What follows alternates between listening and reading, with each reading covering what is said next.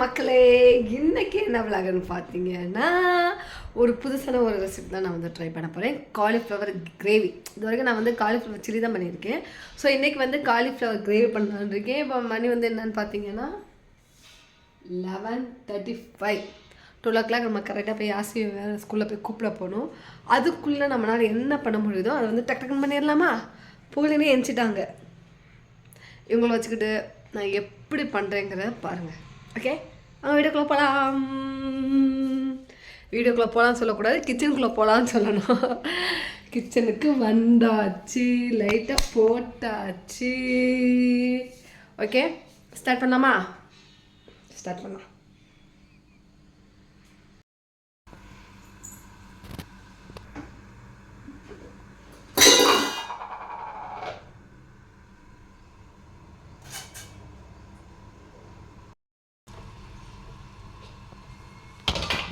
நான் குக் பண்ணிக்கிட்டு இருக்கிறப்ப புகழை வந்து கிச்சனில் விட்டுருவேன். அது என்ன பண்ணுதுன்னு பாருங்கள். இருக்கிற எல்லா பாத்திரத்தையும் கீழே போட்டு இந்த வேலையெல்லாம் பண்ணி விளாண்டுக்கிட்டு இருப்பான். அந்த கேப்பில் நம்ம வந்து சமைச்சிடலாம்.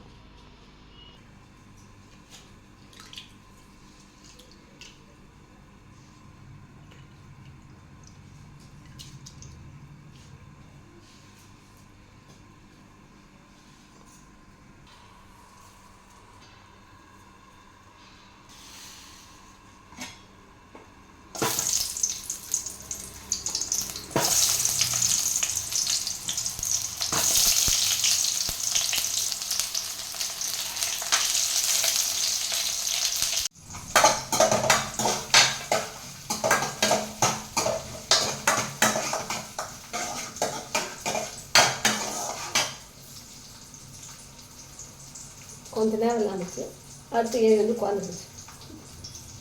அவ்வளோதான் இவங்க வேலை அதுதான். இவங்க வேலை அதுதான். செட்டியார் மட்டும்தான் பண்ணுவாங்க.